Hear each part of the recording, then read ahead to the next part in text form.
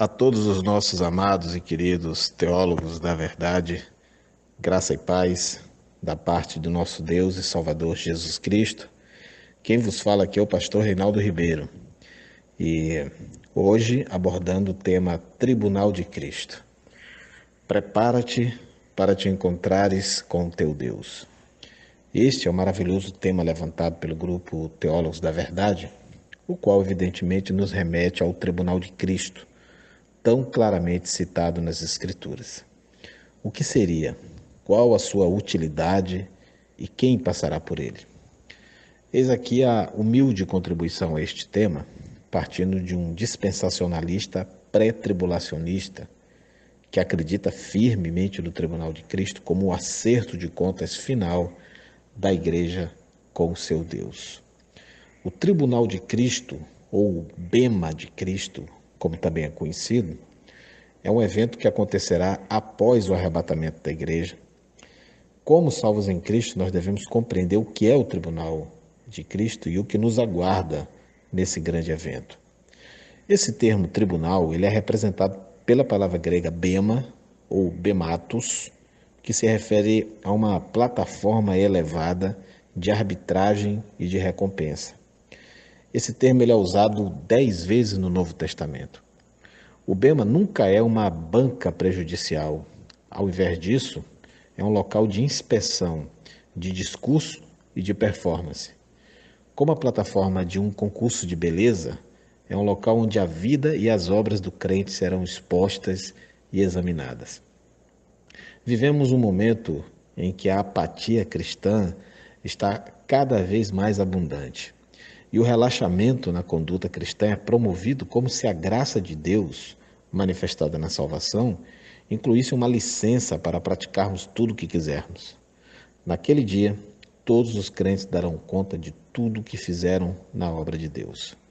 Servir a Deus é um grande privilégio, embora enfrentemos lutas, decepções, frustrações e outras intempéries, chegará o dia em que seremos recompensados por tudo que fizemos, com coroas e galardões. A palavra de Deus, ela assegura que todos os crentes terão que comparecer no tribunal de Cristo. Não se trata de um juízo para julgamento de pecados, mas um tribunal que julgará as obras e os atos dos crentes, recompensando-os ou não pelo que fizeram na obra de Deus enquanto estiveram na terra.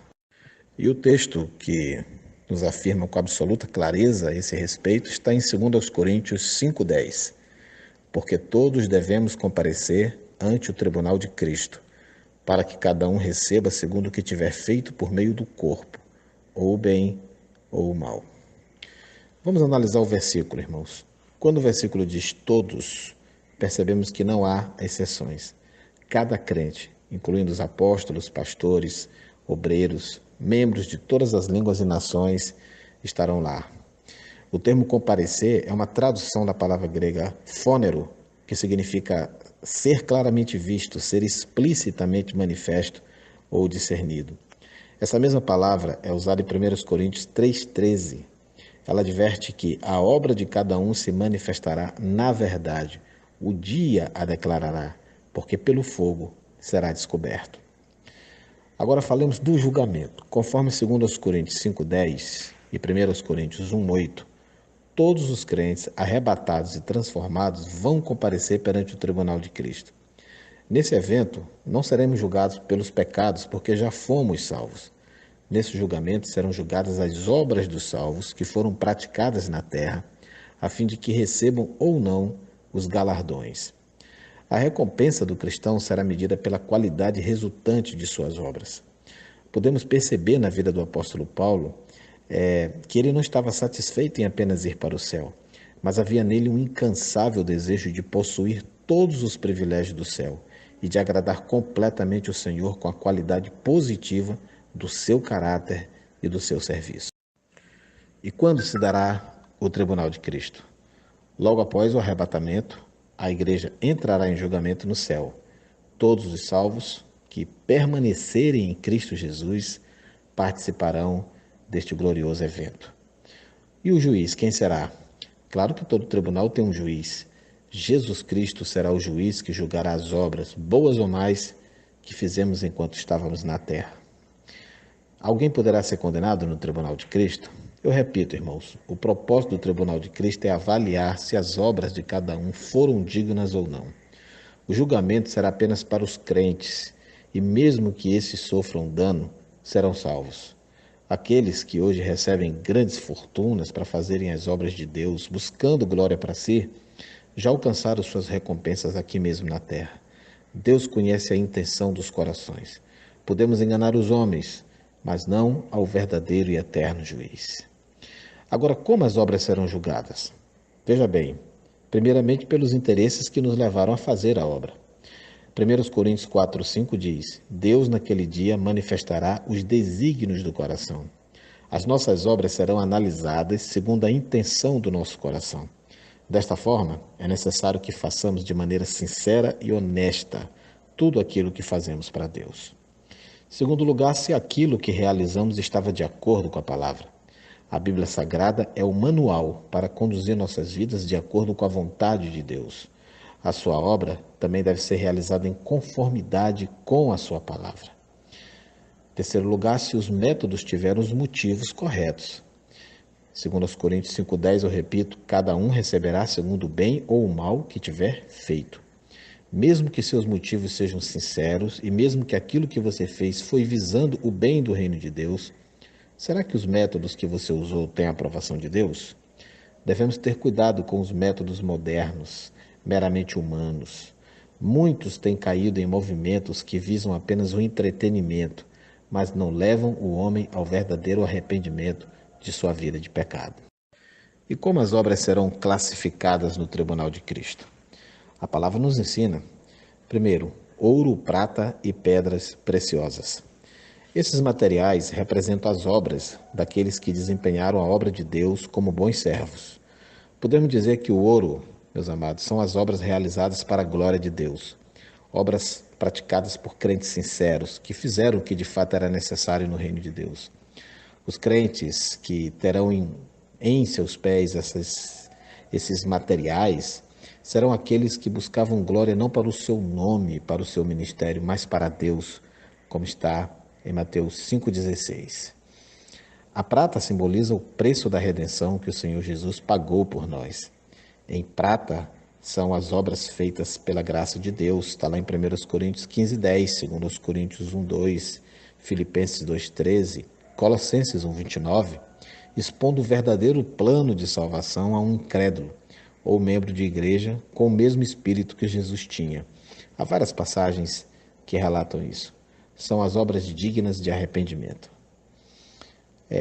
Claro que o ouro simboliza as coisas celestiais, porque a palavra, o Senhor Jesus Cristo, as obras em ouro são obras feitas em Deus, como a gente vê em João 3:21, 15, 4 e 5, Filipenses 1:10, conforme a sua palavra, como está em 1 Coríntios 4:6.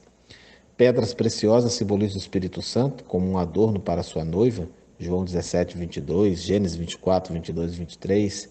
Em pedras preciosas são as obras feitas através do poder do Espírito, como a gente subentende de 1 Coríntios 2, de 1 a 5, 4, 20, Romanos 14, 17.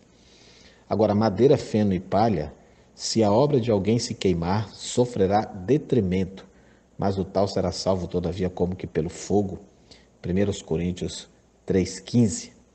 Muitos salvos terão suas obras comparadas a materiais de fácil combustão. Isso demonstra que haverá crentes cujas obras não subsistirão quando passarem pelo crivo do fogo divino. Estes servos irão comparecer perante o tribunal de Cristo com o sentido do remorso pela oportunidade perdida, pelo fato de não terem prestado um bom serviço ao reino de Deus. A madeira na Bíblia é símbolo das coisas humanas. É uma figura da árvore que cresce por si mesma. Há crentes que fazem muitas coisas, mas buscando a glória humana. No fogo do julgamento, elas vão desaparecer. Há quem trabalhe muito na igreja, mas não o faz para a glória de Deus, como está em 1 Coríntios 10:31. Madeira não resiste ao fogo. O feno é capim, erva seca. São obras aparentes, mas sem consistência, sem vida, tais como erva seca, como está lá em Isaías 15:6. O capim é perecível e representa as obras dos crentes que trabalham somente buscando a glória e a fama para si. Infelizmente, nos dias atuais, há muitos pregadores e cantores que só realizam a obra de Deus pelo dinheiro ou se o evento tiver destaque na mídia. Estes já receberam seu galardão aqui mesmo, como está em Mateus 6, versos 2, 5 e 16. A palha, a madeira, ela tem uma certa consistência, mas a palha é muito fraca. Ela não resiste à força do fogo. O vento a leva com facilidade. Ela é instável. Ela não pode se misturar com o trigo. Palha representa obras sem firmeza, ou seja, feita por crentes que são inconstantes. Muitos vivem mudando de igreja, mudando de costume, mudando de crenças, etc. São levados como a palha por todo o vento de doutrina, como está em Efésios 4,14. Agora, há uma pergunta muito importante. O que sentirão aqueles que suas obras foram consumidas pelo fogo? Olha, segundo João, verso 8, diz que eles não receberão completo galardão. Mateus 5,19 diz que será considerado o menor no reino dos céus. 1 Coríntios 3,15 diz que terão tristeza ao verem suas obras queimadas. E 1 João 2,28 afirma que ficarão envergonhados. E quanto às coroas que os salvos receberão no tribunal de Cristo? Temos uma coroa incorruptível, que é a do vencedor, 1 Coríntios 9,25. Todo aquele que luta de tudo se abstém, eles o fazem para alcançar uma coroa corruptível, nós, porém, uma incorruptível. Existe a coroa da vida, a dos mártires, Apocalipse 2,10. Nada temas das coisas que hás de padecer. Eis que o diabo lançará alguns de vós na prisão para que sejais tentados, e tereis uma tribulação de 10 dias. Sê fiel até a morte, e dar-te-ei a coroa da vida. Temos a coroa de glória dos presbíteros, 1 Pedro 5,4. E quando aparecer o sumo pastor, alcançareis a incorruptível coroa da glória. A coroa da justiça dos que amam a sua vinda, 2 Timóteo 4,8. Desde agora a coroa da justiça me está guardada, a qual o Senhor, justo juiz, me dará naquele dia, e não somente a mim, mas também a todos os que amarem a sua vinda. A coroa da exultação, a do vencedor, 1 Tessalonicenses 2,19. Porque qual é a nossa esperança ou gozo ou coroa de glória? Porventura, não o sois vós também, diante de nosso Senhor Jesus Cristo em sua vinda? Maravilha, meus amados. Essas são as explanações que nós poderíamos fazer para compreender como se dará o tribunal de Cristo. Prepara-te, ó Israel, para te encontrares com o teu Deus. Lembremos de 1 Coríntios 15:58. Portanto, meus amados irmãos, sede firmes e constantes, sempre abundantes na obra do Senhor, sabendo que o vosso trabalho não é vão no Senhor. Você está preparado para o tribunal de Cristo? Que o Senhor te abençoe, em nome de Jesus.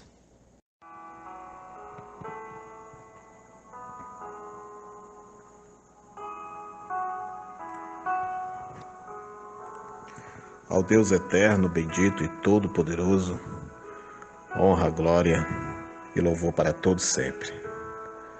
Que a graça e a paz deste mesmo Deus seja sobre a sua vida, sobre a sua família. Meditava eu acerca da vida de Jó, e há uma frase escrita no capítulo 13, versículo 5, que me chamou especial atenção. Tomara vos calasseis de todo, que isso seria a vossa sabedoria. Eu quero propor uma reflexão para você. Existe a hora de falar e existe a hora de calar. A frustração de Jó, destacada neste comentário, nos lembra das limitações da sabedoria humana. Ele ouviu os comentários dos 3 amigos, Elifaz, Bildade e Zofar, e percebeu que a sabedoria deles não ajudava em nada. Ele disse que seria melhor, ou seja, seria mais sábio, que eles ficassem calados. Durante muitos anos, eu me lembro de ter visto um quadro na parede que mostrava um peixe mordendo a isca num anzol e que dizia assim: até um peixe não arrumaria problemas se ficasse de boca fechada. Com certeza, há muitas situações em que devemos falar. Deus condena a atitude covarde daqueles que recusam se posicionar a favor do seu reino. Considere, por exemplo, a covardia dos israelitas, lá em 1 Reis 18:21, o aviso de Jesus em Marcos 8:38 e os avisos contra a timidez que estão em 2 Timóteo capítulo 1, de 7 a 8 e Apocalipse 21:8. Mas há situações em que a conduta sábia consiste em ficar calado e saber ouvir. O livro de Jó ilustra muito bem o perigo de não sabermos lidar com as circunstâncias propícias ou desaconselháveis para fazermos uso da palavra. Os seus 3 amigos mergulharam numa filosofia humana sem ter a revelação de Deus para corrigi-los.